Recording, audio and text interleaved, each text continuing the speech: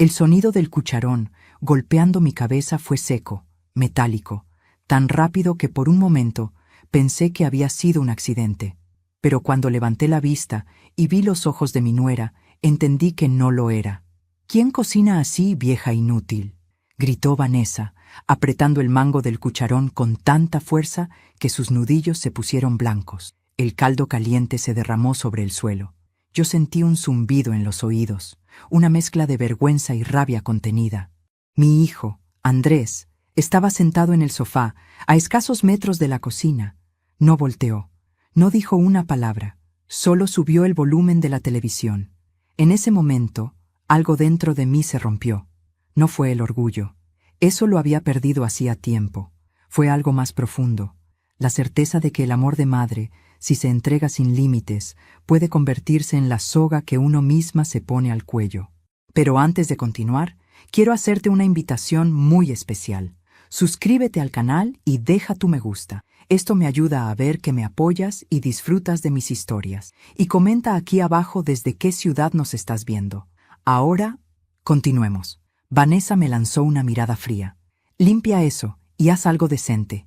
No pienso darle esta sopa a mi hija». Tomó su teléfono y se fue, murmurando algo sobre gente que envejece sin aprender nada. Yo me quedé ahí, con la cabeza latiendo, el piso mojado y la dignidad hecha trizas. Me agaché lentamente para limpiar el desastre. El olor del caldo, mezclado con el cobre de la sangre que empezaba a gotear de mi frente, me hizo recordar otra época. Una época en la que esta misma cocina era mi refugio. Cuando Martín, mi esposo, llegaba del trabajo y me abrazaba por detrás mientras yo revolvía la sopa. Cuando la casa era mía y las risas de mis hijos llenaban los rincones. Pero Martín murió y con él se fue todo lo que era sólido. Los papeles, los ahorros, la estabilidad. Andrés insistió en que me mudara con él para no estar sola. Yo acepté, sin saber que estaba entrando en una jaula disfrazada de hogar. Los primeros meses fueron tolerables. Vanessa sonreía en público, fingía afecto, me ofrecía té por las noches, pero pronto comenzaron los comentarios, las órdenes, las pequeñas humillaciones. «Deja que yo cocine, mamá, no queremos intoxicarnos. Por favor, no hables con la niña cuando estoy trabajando, la distraes». Hasta que un día me quitó las llaves de la casa. «No las necesitas», dijo. «Andrés y yo estamos casi siempre aquí. Nunca supe exactamente cuándo pasé de ser madre a ser sirvienta. Solo supe que cuando las personas te quitan la voz, también te quitan el aire». Esa noche, cuando todos se fueron a dormir, me quedé sola en la cocina. Me dolía la cabeza, pero más me dolía el alma.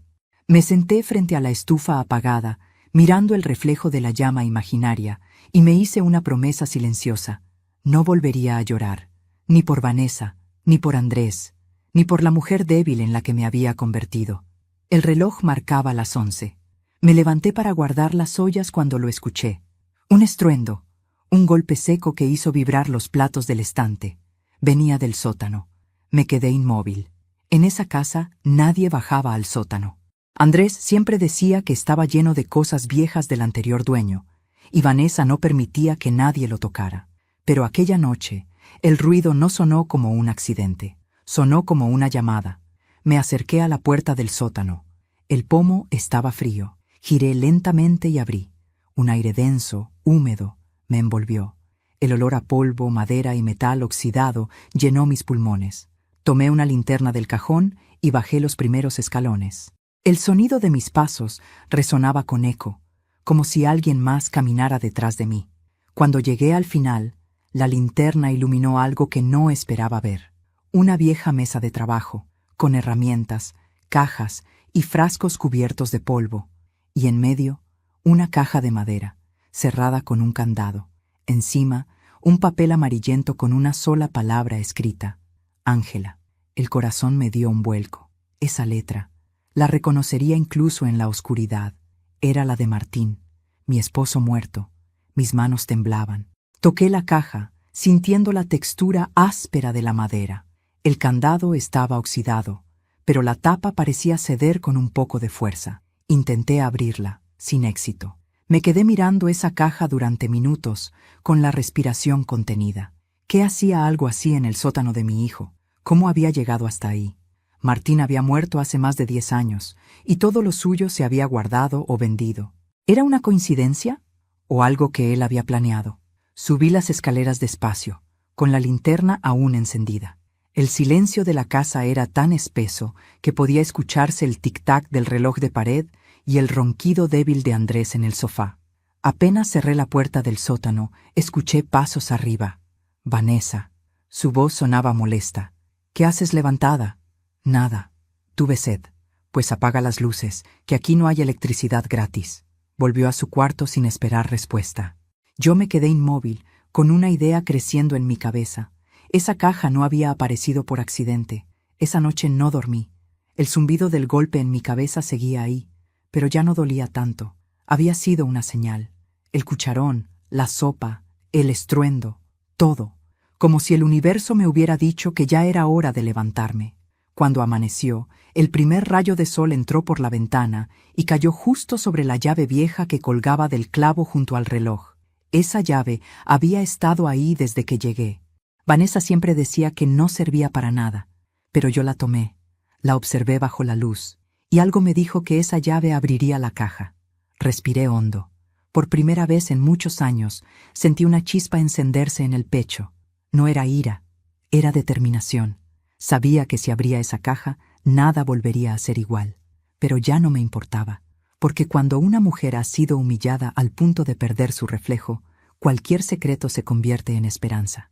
Y esa mañana, al mirar el cucharón aún manchado sobre el mostrador, lo supe con certeza. No era yo quien debía tener miedo. Era Vanessa. Dormí poco esa noche. Cada vez que cerraba los ojos, veía el nombre Ángela escrito en esa hoja amarillenta sobre la caja del sótano. No era solo tinta, era una llamada, una voz que venía del pasado, atravesando la oscuridad para recordarme que, aunque todos me creyeran débil, yo aún tenía historia que contar. Al amanecer, cuando los primeros rayos del sol rozaron la cortina, me levanté sin hacer ruido. El pasillo olía a café viejo y a desconfianza. Desde el cuarto de al lado escuché los pasos de Vanessa. Era su rutina: levantarse tarde, revisar el celular y dar órdenes antes de que Andrés saliera al trabajo. Yo esperé a que el auto se alejara, a que la puerta del dormitorio se cerrara, a que el silencio se hiciera cómplice. Entonces bajé al sótano con la llave que había encontrado colgada junto al reloj. La puerta chirrió al abrirse. El aire estaba más pesado que la noche anterior. Había polvo suspendido en cada rayo de luz que entraba por la rendija del tragaluz. La caja seguía allí, esperándome sobre la mesa, como si supiera que volvería. Tomé la llave y la acerqué al candado. Encajó a la perfección. El metal cedió con un clic que me hizo contener el aliento. Levanté la tapa. Adentro, el olor a papel viejo y madera húmeda me trajo de golpe recuerdos que creí enterrados. La voz de Martín llamándome mi guerrera. Sus manos manchadas de grasa después del taller. Las noches en las que me juraba que todo lo que construíamos era para asegurar el futuro de los nuestros. Dentro de la caja había 3 cosas: una carpeta marrón atada con una cuerda, una foto en blanco y negro y un sobre sellado con cera. El sobre tenía una inscripción con su letra firme, la misma que reconocería en cualquier rincón del mundo: para cuando la casa ya no sea hogar. Sentí un escalofrío recorrerme el cuerpo. Me senté en el suelo y rompí el sello con cuidado. Dentro había una carta escrita con tinta azul, prolija, sin tachaduras. Empecé a leer con las manos temblorosas. Mi querida Ángela, si estás leyendo esto, es porque mi silencio ha durado más de lo que esperaba. No me queda mucho tiempo y necesito que sepas la verdad antes de que otros la entierren contigo. Esta casa no es de Andrés, ni de Vanessa, es tuya. Mis ojos se nublaron. Tuve que detenerme un instante para respirar. Martín nunca fue un hombre de secretos, o al menos eso creía. Continué leyendo. Antes de enfermar, noté algo extraño en las cuentas. Andrés, sin saberlo, firmó documentos que ponían la propiedad a nombre de una empresa fachada. Detrás de esa empresa estaba el padre de Vanessa. Te advertí, pero no quisiste creerlo. Dijiste que el amor de un hijo no puede ser usado como moneda. Tenías razón, pero también estabas equivocada. Si algún día te hacen sentir que estorbas en tu propia casa, busca esta carta. Y busca a Saúl. Leí ese nombre 2 veces. Saúl, el mejor amigo de Martín, su socio en el taller, el hombre que desapareció después del funeral sin dejar rastro. Siempre pensé que fue por dolor. Ahora entendía que fue por lealtad. Guardé la carta en mi delantal y abrí la carpeta. Dentro había documentos legales, copias de escrituras, recibos y planos. Al fondo, una hoja con la firma de Martín y un sello notarial. El título decía: Transferencia de titularidad, propiedad familiar Domínguez. Mi respiración se detuvo. Martín había cambiado los papeles antes de morir, pero alguien los había sustituido. Revisé cada folio con cuidado. Algunos estaban incompletos, otros arrancados. Pero uno, solo uno, tenía la marca de tinta que usaba Martín en el taller. Un pequeño símbolo, casi imperceptible, como una espiral junto a su firma. Eso era su forma de decir: esto es mío. Era su código. Y entonces entendí. La traición no había sido de desconocidos. Venía de dentro. Escuché pasos arriba. Vanessa. La puerta del sótano se cerró de golpe, haciendo temblar las paredes. Por un segundo creí que me había encerrado. Pero no. Solo había pasado frente a la puerta. Aún así, el miedo me hizo esconder la carta en el bolsillo y cerrar la caja de nuevo. Subí las escaleras despacio, tratando de que mis rodillas no traicionaran el temblor que las recorría. Cuando llegué al final, Vanessa estaba sirviéndose café, con el ceño fruncido. ¿Dónde estabas? Buscando azúcar, respondí sin titubear. Pues no hay. Si quieres endulzar algo, usa lo que tengas de sobra. Paciencia, sonrió, satisfecha con su propia crueldad, y se fue. Yo me quedé mirándola mientras se alejaba, con una calma que no era resignación. Era una calma distinta, una que huele a tormenta antes del trueno. Pasé el resto de la mañana fingiendo normalidad. Lavé platos, doblé ropa. Escuché las risas falsas de Vanessa por teléfono y el silencio culpable de mi hijo cuando cruzaba la mirada conmigo. Pero dentro de mí algo se movía. Era como si las palabras de Martín me hubieran devuelto el pulso. Por primera vez en años no me sentí débil. Me sentí necesaria, importante, viva. Cuando cayó la noche, tomé la carta otra vez y la leí bajo la lámpara del comedor. Al final, había una postdata que no había notado antes. No te desesperes. Si el tiempo te roba la voz, usa el silencio como arma. Saúl tiene la otra mitad de la verdad. Él sabe qué hacer cuando tú no puedas. Me quedé mirando esas líneas durante varios minutos. La casa estaba en calma, pero yo no. Esa misma noche buscaría a Saúl. No sabía si seguía vivo, pero lo encontraría. Porque cuando la verdad te toca la puerta, ya no hay marcha atrás. Pasaron 2 días desde que encontré la carta, pero sentí que habían sido años. No podía comer ni dormir. Cada vez que veía a Vanessa moverse por la casa, cada vez que oía la voz de mi hijo pidiéndome comprensión, algo en mí ardía. Ya no era rabia, era certeza. Martín había dejado un mensaje para mí, y yo no iba a morir sin descifrarlo. Esa mañana, mientras doblaba la ropa en la sala, esperé a que Andrés y Vanessa salieran al trabajo. Apenas el sonido del motor se perdió en la calle, fui directo al viejo escritorio donde mi hijo guardaba los documentos familiares. El cajón estaba cerrado con llave. Busqué una horquilla, la introduje con cuidado y oí el clic. Dentro, entre facturas y papeles de impuestos, encontré un sobre con un nombre escrito a mano. Saúl Gutiérrez, Notaría del Centro. Mi corazón dio un salto. No lo dudé. Tomé mi abrigo, guardé el sobre de Martín en el bolso y salí a la calle. El aire de la mañana tenía ese frío que se siente solo cuando estás a punto de cambiar tu destino. El edificio de la notaría seguía igual que hace 20 años. La pintura descascarada, las macetas secas en el balcón y esa puerta pesada que siempre chirriaba al abrirse. Empujé con cuidado. Dentro, un olor a papel, tinta y polvo antiguo me dio la bienvenida. Una joven secretaria levantó la vista. «Buenos días, señora». «¿La atienden?» «Busco a Saúl Gutiérrez. Es amigo de mi esposo». Bueno, lo era. ¿Su esposo? Martín Domínguez. La mujer frunció el ceño, revisó una agenda y luego me miró con una expresión de sorpresa. ¿Usted es la señora Domínguez? Sí. Espere un momento, por favor. Entró a una oficina del fondo. Escuché murmullos, pasos, y luego una voz grave, familiar, casi olvidada. «¿Ángela? ¿Eres tú?» Giré. Allí estaba Saúl. El tiempo le había robado el cabello, pero no la mirada. Sus ojos seguían siendo los mismos, nobles, cansados, sinceros. Nos quedamos un instante sin hablar. Era como ver un espejo del pasado. El taller, las risas de Martín, las cenas improvisadas los domingos. Todo volvió de golpe. «Dios mío», dijo Saúl acercándose. «No puedo creer que estés aquí». «Yo tampoco.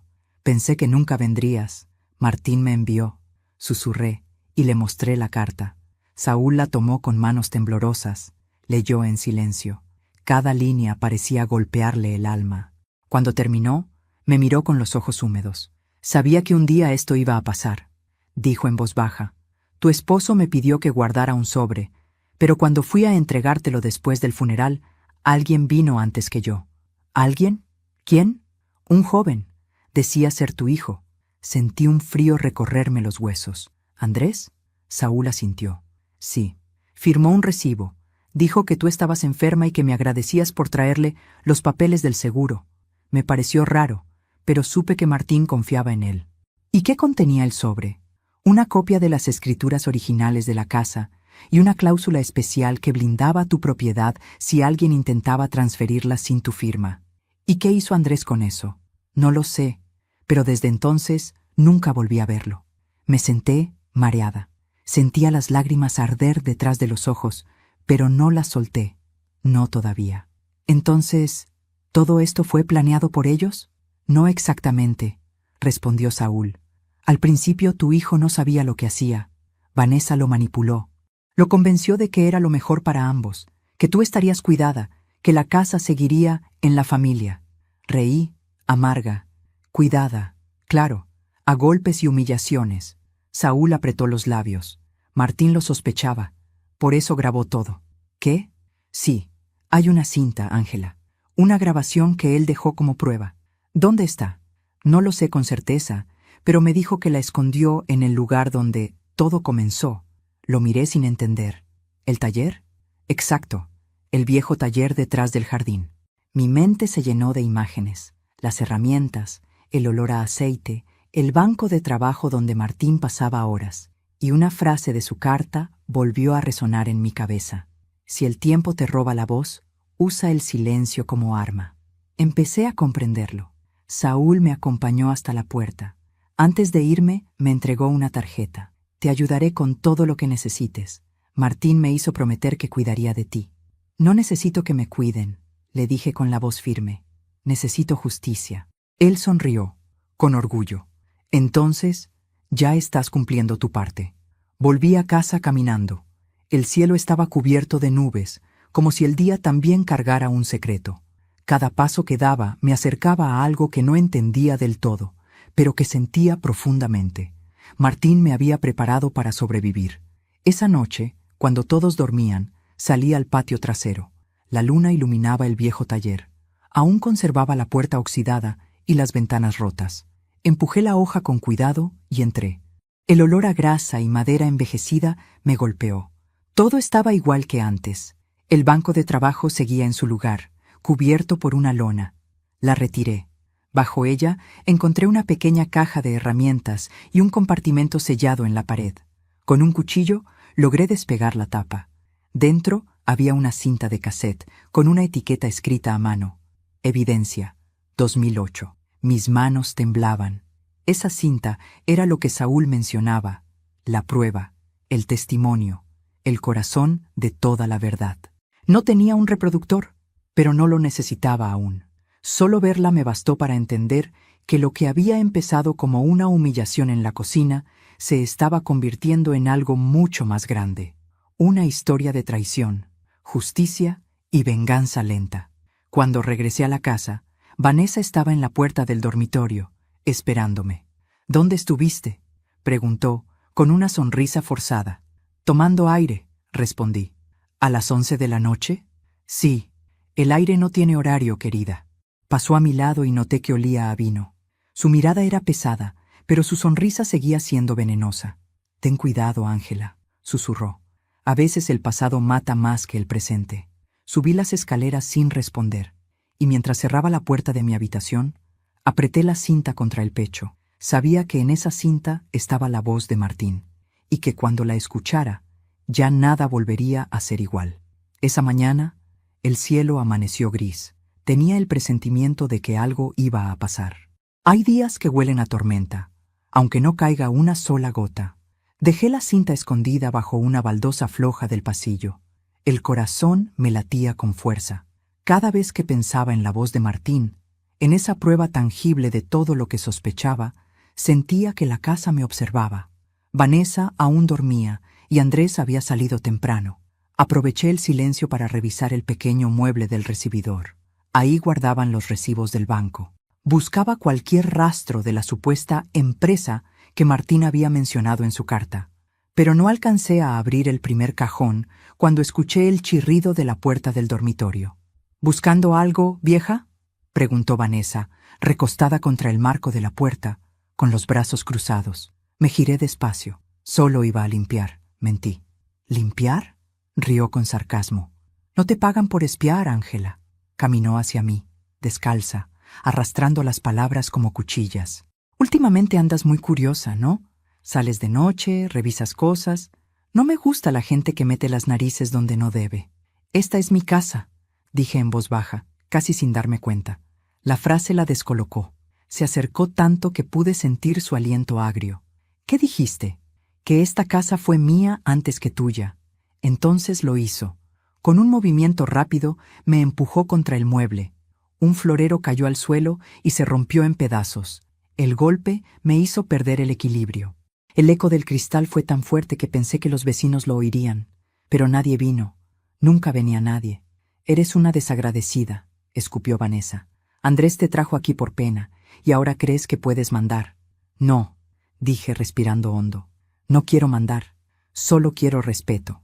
Ella levantó la mano como si fuera a abofetearme, pero se detuvo. Me miró con desprecio, bajó la voz y dijo: si sigues con tus jueguitos, te vas al asilo. ¿Entendiste? Se fue dejando el pasillo lleno de pedazos de florero. Me quedé ahí, temblando. Pero no de miedo. Temblaba de algo más fuerte. Coraje. Esa tarde, cuando el sol empezó a bajar, recibí una llamada. Era Saúl. Ángela, encontré algo, dijo con voz urgente.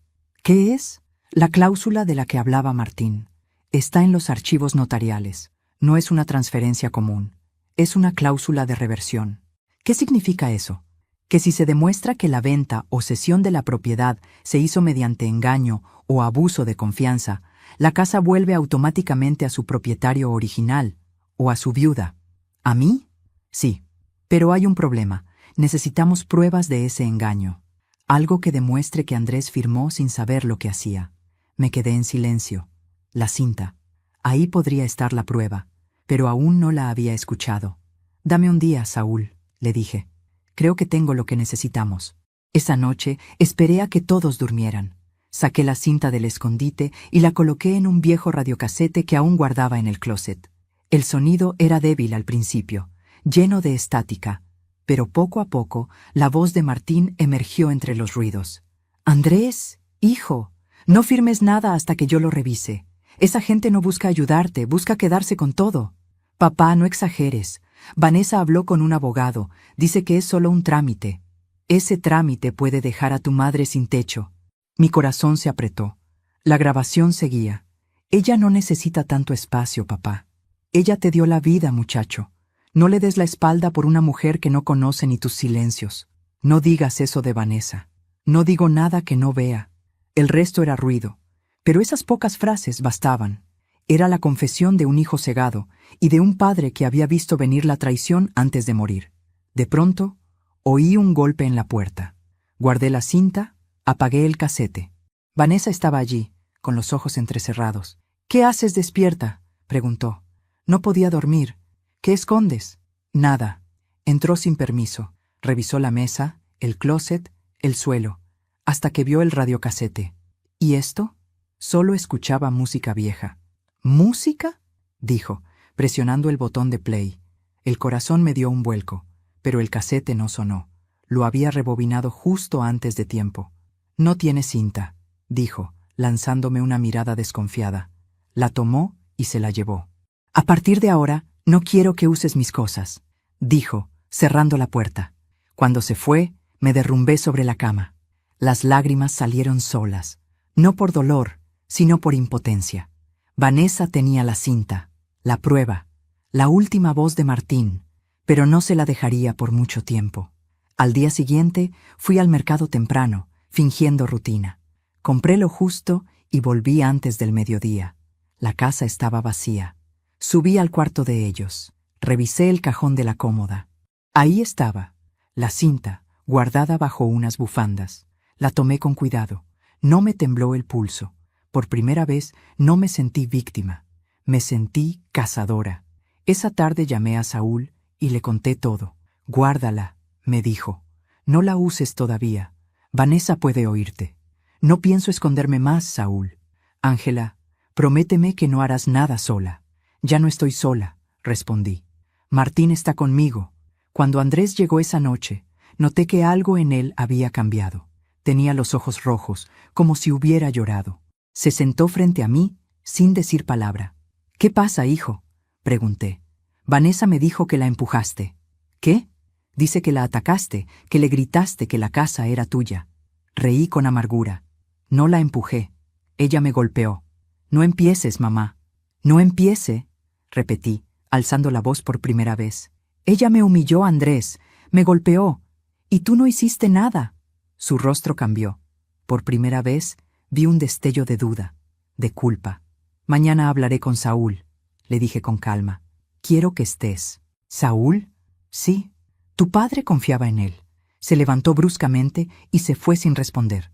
Yo me quedé en la sala, mirando la cinta sobre la mesa. Sabía que al día siguiente todo empezaría a girar, porque los secretos, igual que las ollas en la estufa, pueden hervir en silencio, hasta que se desbordan. Las casas guardan secretos, aunque sus dueños los ignoren. Algunas paredes esconden voces, otras ocultan pecados. La mía respiraba culpa. Después de la discusión con Andrés, la atmósfera se volvió espesa. No había gritos, pero el silencio lo llenaba todo. Vanessa me miraba con recelo, como quien vigila a una enemiga. Y yo, aunque seguía temblando por dentro, ya no era la misma mujer de antes. Había cruzado un límite invisible. Esa noche, mientras preparaba la cena, noté algo extraño. La baldosa frente al fregadero hacía un sonido hueco al pisarla. ¡Crack!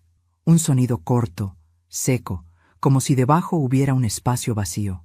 Me agaché, pasé la mano por la superficie y sentí una hendidura casi imperceptible, justo en el borde.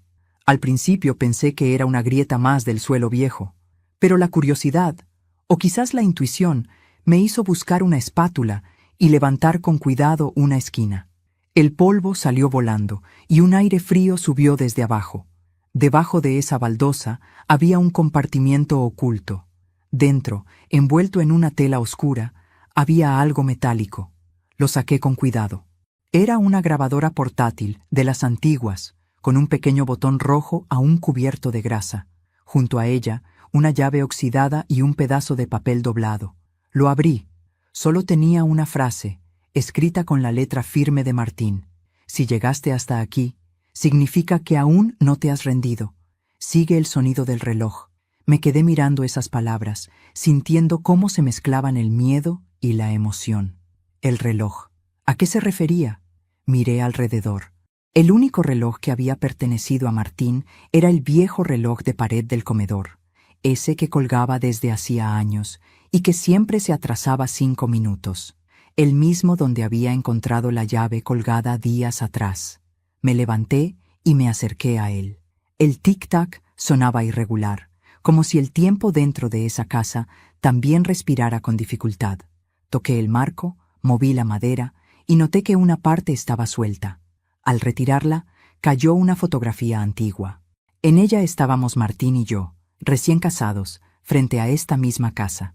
Detrás, con tinta azul, había otra frase suya. El hogar no es donde vives, Ángela. Es donde te recuerdan con amor. Las lágrimas comenzaron a caer sin que pudiera evitarlas. Era como si él siguiera hablándome, guiándome desde algún rincón invisible. Apreté la grabadora entre las manos. El botón de play estaba duro, pero aún funcionaba. Presioné. Primero se escuchó un zumbido, luego la voz inconfundible de Martín. Si estás escuchando esto, mi amor, significa que hiciste lo correcto al no rendirte. Esta casa guarda lo mejor y lo peor de nosotros. Lo mejor, nuestros recuerdos. Lo peor, las mentiras que otros sembraron aquí. Saúl tiene una copia de los documentos, pero la verdadera prueba está aquí, bajo tus pies. No dejes que te arrebaten lo que construimos juntos. El sonido se interrumpió unos segundos y luego volvió, más débil, más quebrado.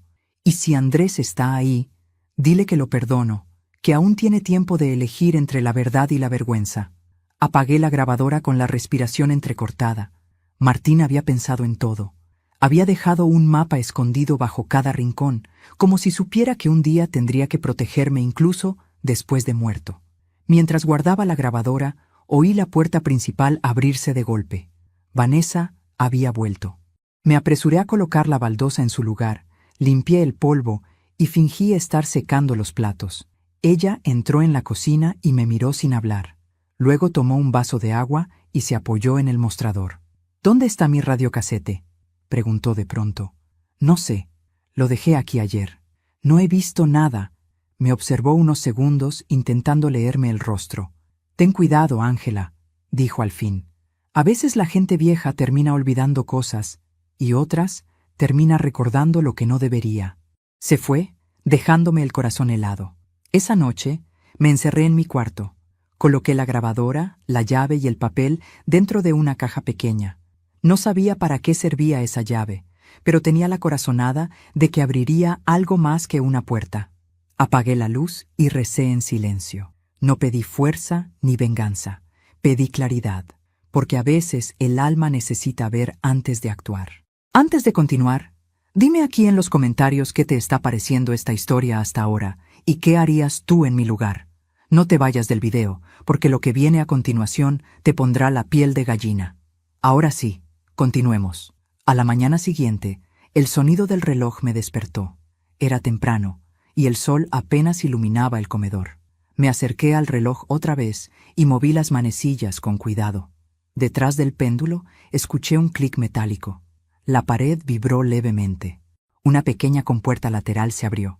Dentro había un sobre sellado y un trozo de metal grabado con un símbolo, una espiral, el mismo que Martín usaba como marca personal en sus documentos. El sobre contenía un dibujo del plano de la casa con una marca roja sobre el patio, una X, y un mensaje escrito con tinta corrida. Allí enterré lo que ellos no podrán borrar. Sentí un escalofrío.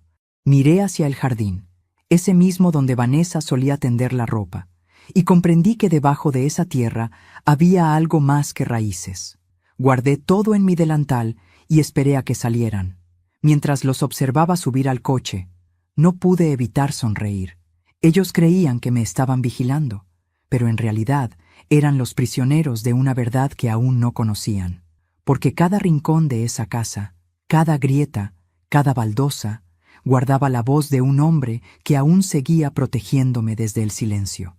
Y cuando la verdad finalmente saliera a la luz, sería Vanessa la que oiría el estruendo.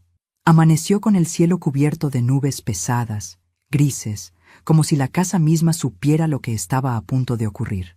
Vanessa y Andrés habían salido temprano. Él dijo que tenía una reunión en el banco. Ella, una cita en la peluquería. Mentiras, lo sabía.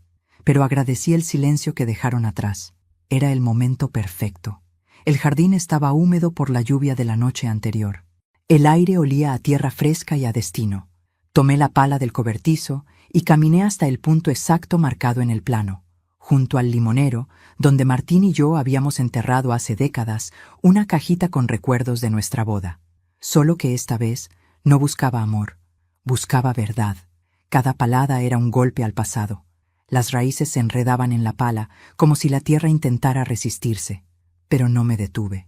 Mis manos temblaban, no de cansancio, sino de algo más hondo, de fe. A los pocos minutos, la punta de la pala chocó contra metal. El sonido me estremeció. Seguí cavando con las manos hasta que la caja emergió, cubierta de óxido y barro. Era pesada, vieja, sellada con cinta aislante. La limpié lo mejor que pude y la llevé al taller. Sobre la mesa, con un cuchillo, corté la cinta. Dentro había una pequeña grabadora, idéntica a la que encontré bajo la baldosa, y 3 cassettes, cada uno con una etiqueta escrita por Martín. Reunión, Vanessa, Andrés, Ernesto. Testamento verbal. Prueba, propiedad. Por un momento no pude moverme. Tenía el alma atrapada entre la sorpresa y el miedo. Respiré hondo. Limpié el polvo de la grabadora y coloqué la primera cinta. Presioné play. El sonido comenzó con un murmullo, luego una voz femenina, clara, arrogante. Era Vanessa. No te preocupes, mi amor. Cuando todo esté a mi nombre, venderemos la casa y podremos mudarnos. No soporto a tu madre. Su presencia me enferma. La voz de Andrés respondió, más débil. Pero es mi madre, Vanessa. Tu madre ya vivió su vida. ¿Quieres pasarte los próximos años cargando con una vieja inútil? Hazlo por nuestra hija. No quiero que crezca viendo a una anciana triste arrastrándose por los pasillos. ¿Y el testamento de papá? No existe, lo destruí. Créeme, estoy haciendo lo correcto. Esa casa debe ser nuestra, Andrés. Nuestra. Apagué la grabadora de golpe. Las manos me sudaban. No era solo traición, era crueldad. Vanessa había usado el amor de mi hijo para destruirlo desde dentro. Sentí que el aire se volvía más denso, que las paredes se cerraban, pero no lloré. Las lágrimas ya no servían. Eran armas que había aprendido a guardar. Tomé la segunda cinta, testamento verbal. La coloqué con cuidado y presioné play. Soy Martín Domínguez. Grabo esto por si algo me ocurre antes de dejar el documento final firmado. Esta casa fue construida con el trabajo de toda una vida. Le pertenece a mi esposa, Ángela. Si alguien intenta arrebatársela, espero que la ley o Dios haga lo correcto. Su voz temblaba. Al fondo se oía el tic-tac del reloj del comedor, ese mismo reloj que aún colgaba sobre mi mesa. Sentí que el tiempo se doblaba, como si él hablara desde otro lado del muro. Y si algún día mi hijo olvida quién fue su madre, que escuche esto. Los hijos que olvidan de dónde vienen terminan perdiendo a dónde van. Paré la grabadora. Apoyé la frente sobre la mesa. No pude evitar sollozar. No de tristeza, sino de alivio. Por fin tenía la voz de Martín confirmando lo que durante años grité en silencio. La tercera cinta era la más corta. Tenía la inscripción Prueba, propiedad. La reproduje con cautela. Se escuchaban voces masculinas. Una era la de Saúl. La otra, inconfundible, pertenecía al padre de Vanessa, Ernesto Castillo, el notario. Martín, te digo que firmes, nadie te va a quitar nada. Ernesto, no confío en ti, he visto cómo manipulas los papeles. Esos son rumores, rumores que tú mismo alimentas. Se oye un golpe de mesa. Si tocas mis escrituras, Ernesto, te juro que el peso de la ley caerá sobre ti. Tú ya no estarás para verlo. El ruido final fue una puerta cerrándose y el sonido de una respiración agitada. Luego, silencio. Apagué la grabadora. Martín había grabado su última conversación con el hombre que destruyó nuestra tranquilidad. Y ese hombre era el padre de la mujer que me humillaba cada día. Me quedé mirando la caja abierta. Ahí estaba todo. El mapa de la traición, el rastro de un crimen silencioso y la voz de un amor que, incluso después de la muerte, seguía protegiéndome. Guardé las cintas en una bolsa y llamé a Saúl. Saúl, ya no es una sospecha, lo tengo todo. ¿Las grabaciones? Las 3. Martín grabó a Ernesto y dejó un testamento verbal. Hubo un silencio largo al otro lado de la línea. Ángela, escúchame bien, dijo al fin. No hagas nada aún.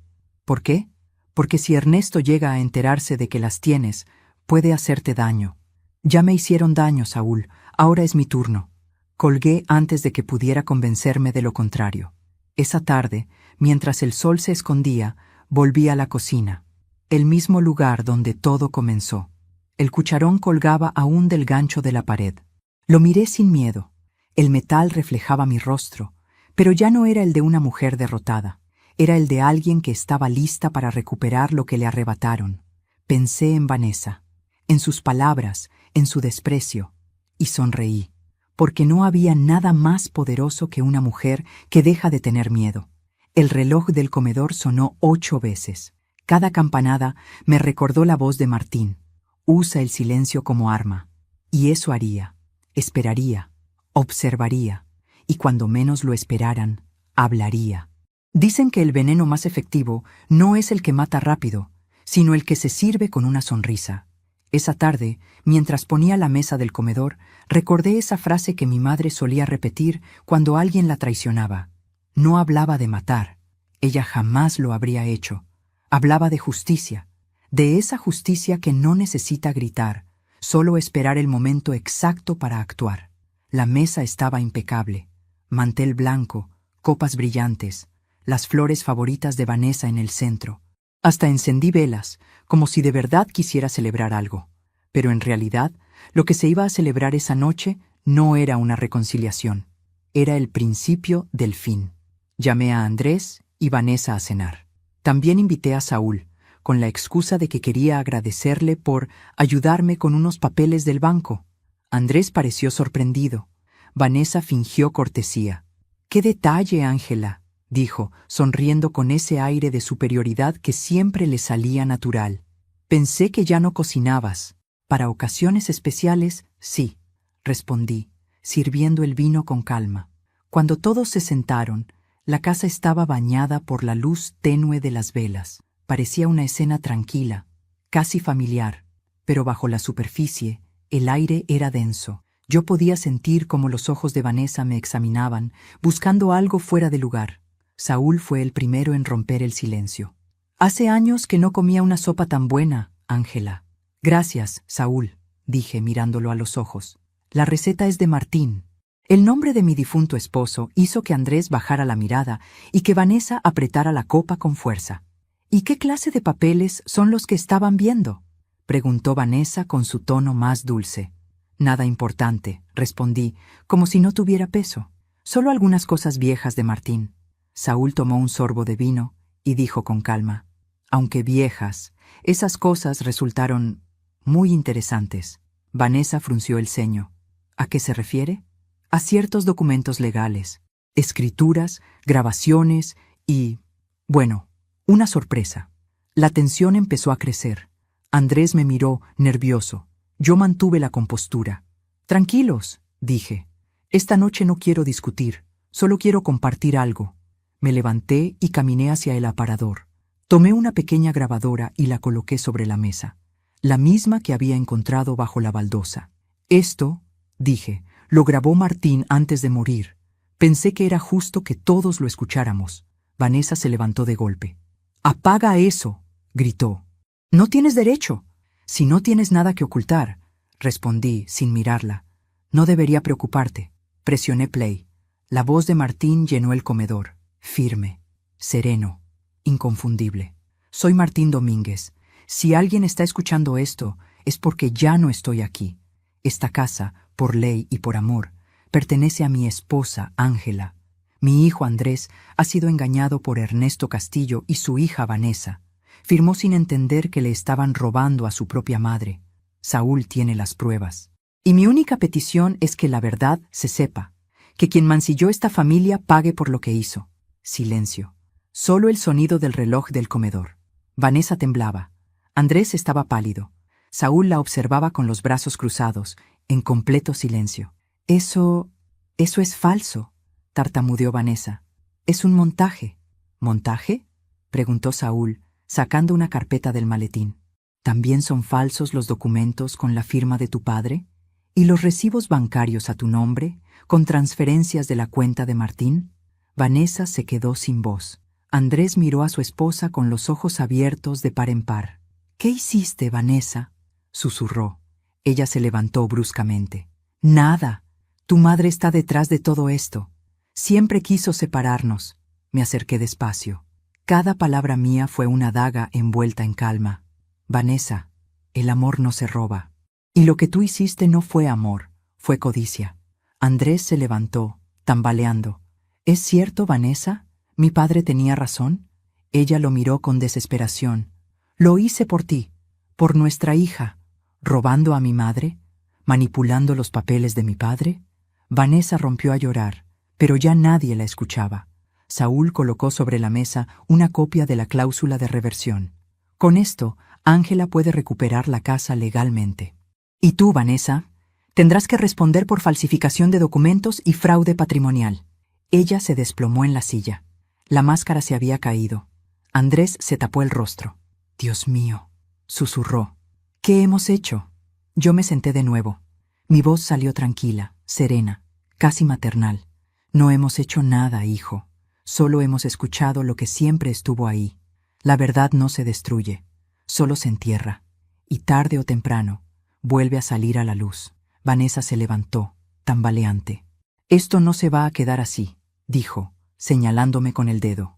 «Oh, claro que no», respondí, mirándola fijamente. «Porque mañana, cuando entreguemos todo esto al juzgado, ya no podrás quedarte aquí». Ella quiso hablar, pero Andrés la detuvo. «Vete, Vanessa». «¿Qué? Te dije que te vayas». Su voz era dura, seca. Ella lo miró con furia, pero entendió que ya no tenía poder. Tomó su bolso y salió sin mirar atrás. El sonido de la puerta cerrándose fue como un suspiro que llevaba años esperando escapar. Esa noche, el reloj del comedor marcó las 11. Saúl se despidió con un apretón de manos y una mirada de orgullo silencioso. Andrés se quedó en el sofá, cabizbajo. Yo recogí los platos lentamente, sin decir palabra.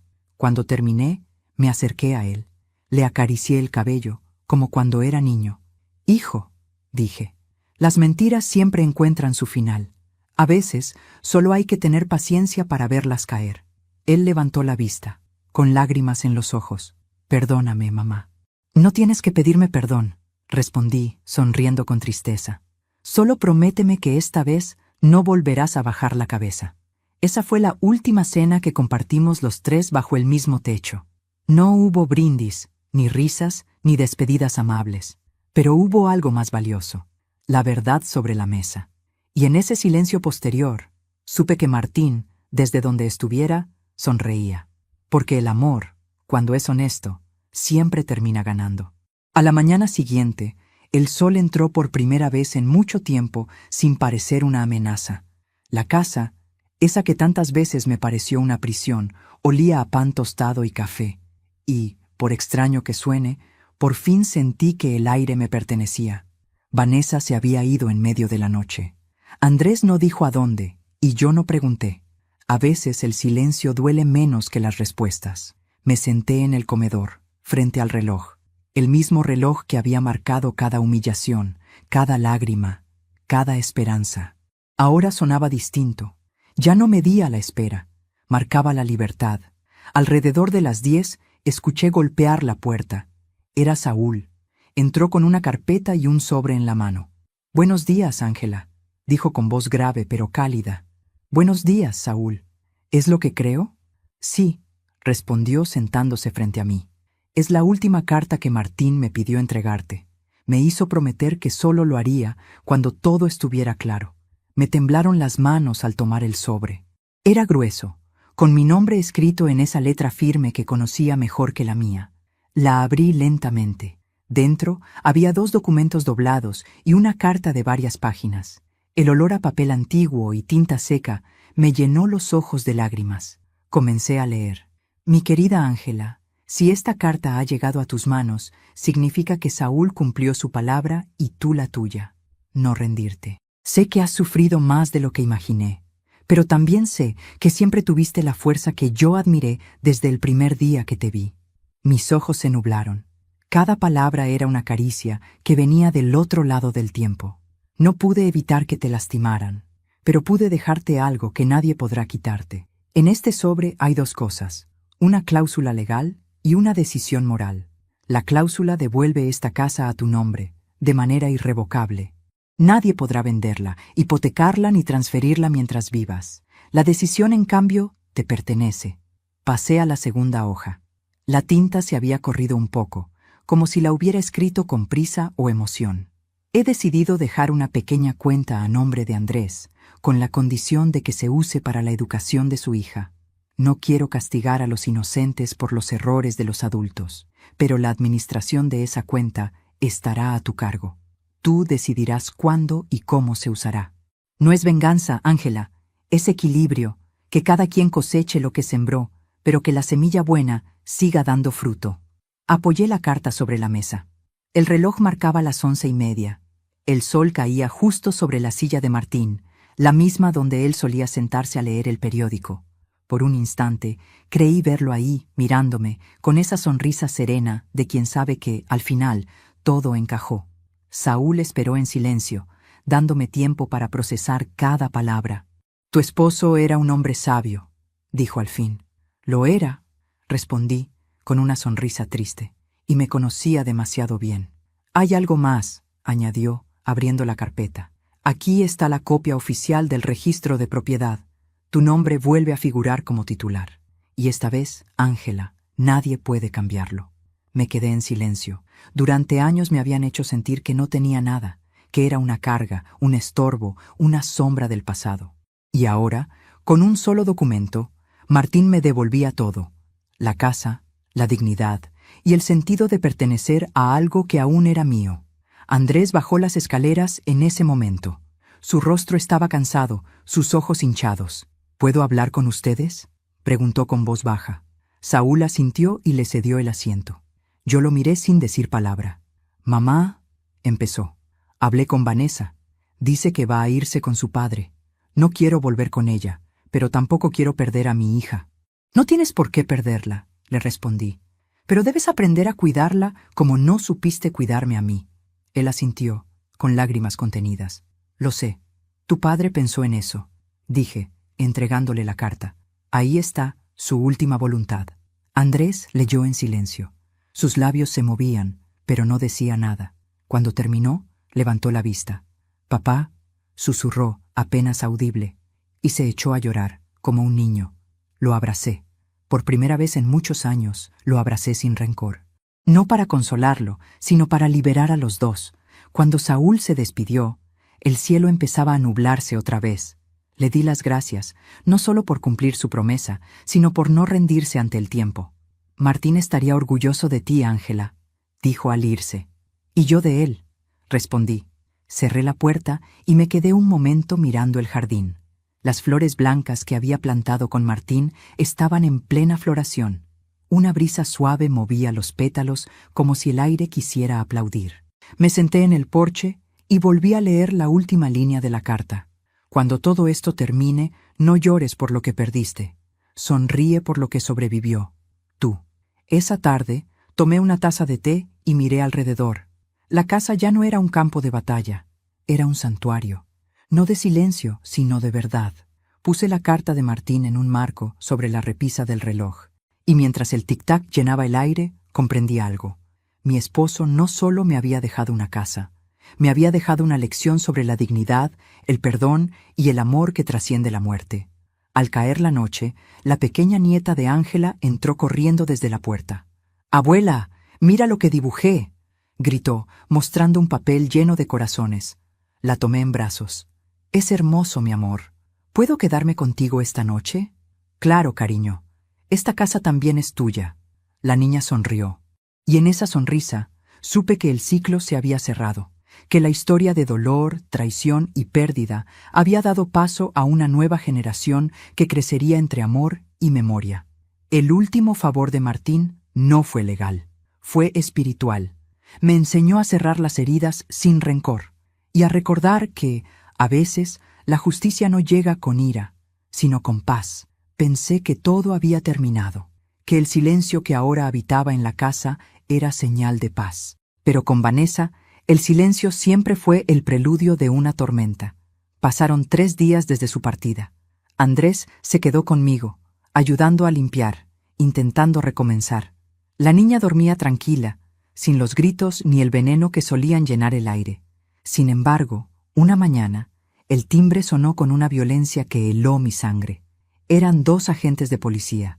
Traían un sobre y un semblante grave. «¿Señora Ángela Domínguez?» «Sí, soy yo.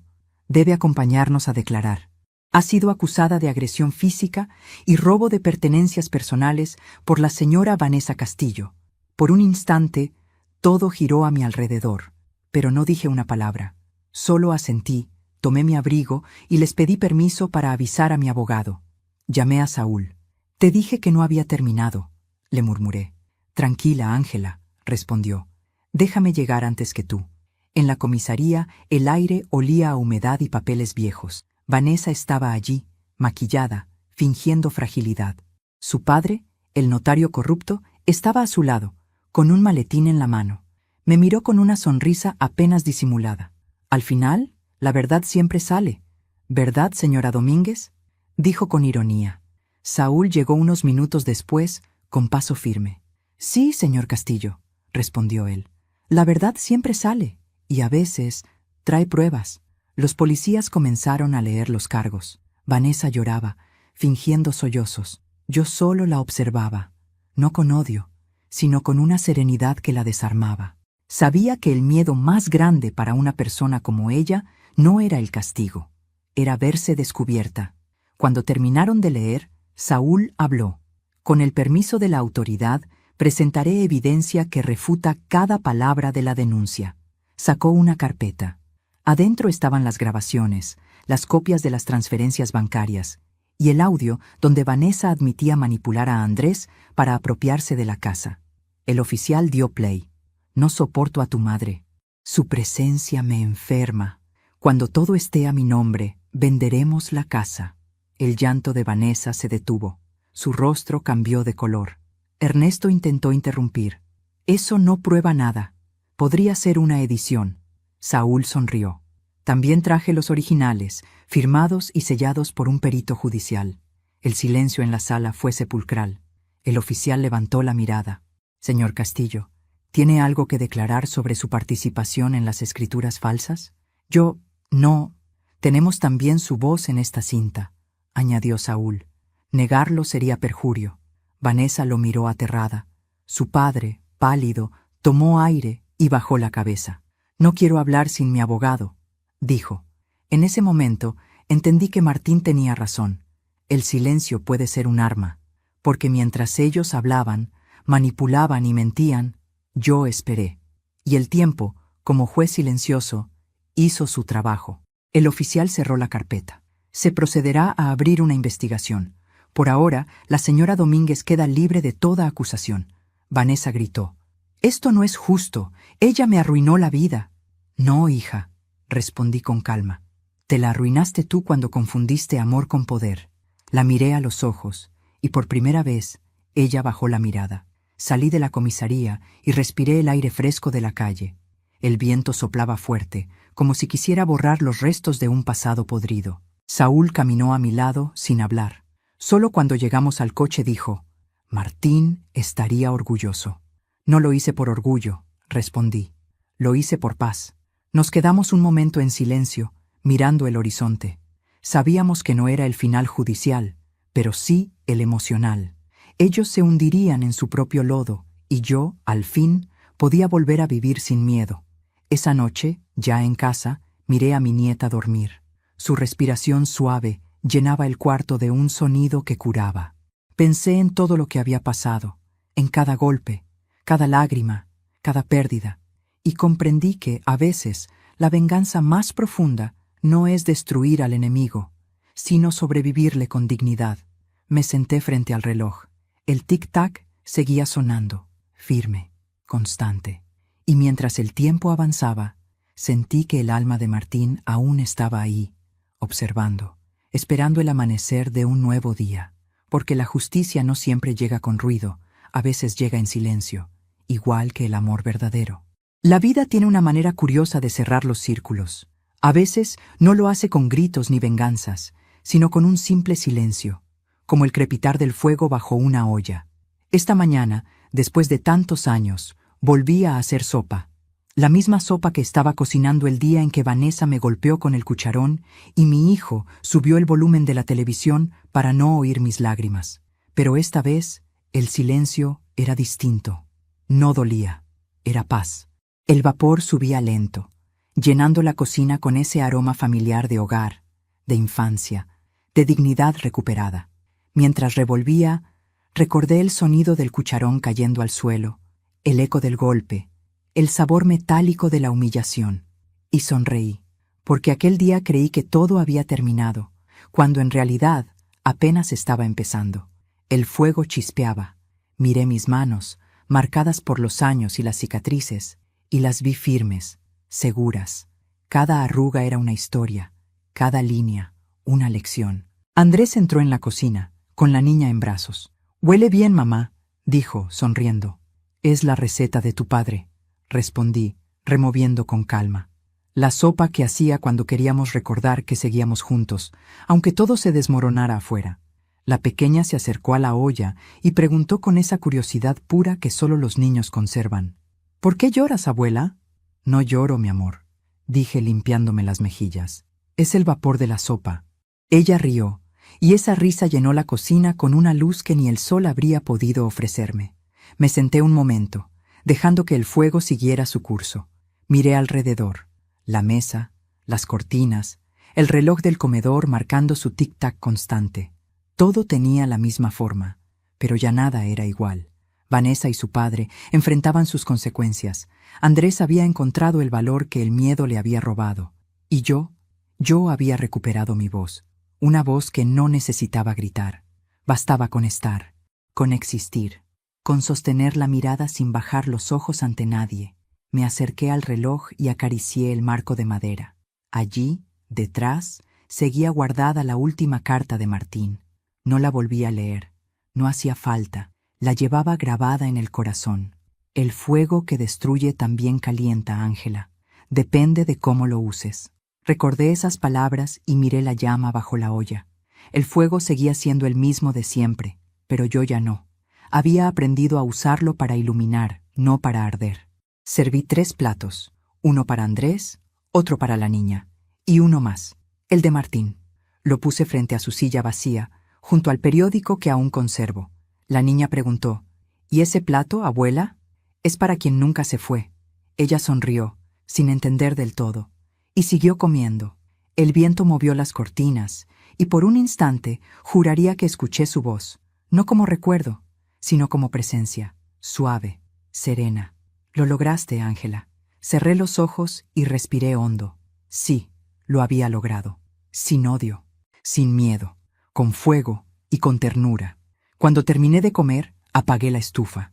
El último hervor hizo que la sopa burbujeara con un sonido casi musical. Y ahí comprendí. El ruido de la justicia no siempre es un estruendo.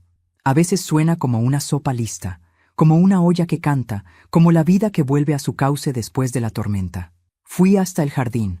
Las flores blancas de Martín estaban abiertas. El aire olía a tierra mojada y a libertad. Me senté en el banco, mirando el cielo. El reloj del comedor seguía sonando adentro. Cada tic era una promesa cumplida. No sabía cuánto tiempo me quedaba en este mundo, pero sí sabía que, pase lo que pase, ya no me debían nada, porque el respeto no se hereda, se conquista. Y el amor, cuando es verdadero, sobrevive incluso al fuego. Antes de irte, quiero hacerte una invitación muy especial. Si esta historia te conmovió, suscríbete al canal y deja tu me gusta. Eso me ayuda a ver que me apoyas y disfrutas de mis relatos. Y cuéntame en los comentarios, ¿desde qué ciudad nos estás viendo? ¿Y qué habrías hecho tú en mi lugar? Recuerda, a veces la vida hierve, pero lo que sale del fuego puede alimentar el alma. Soy Ángela Domínguez, y esta fue mi historia.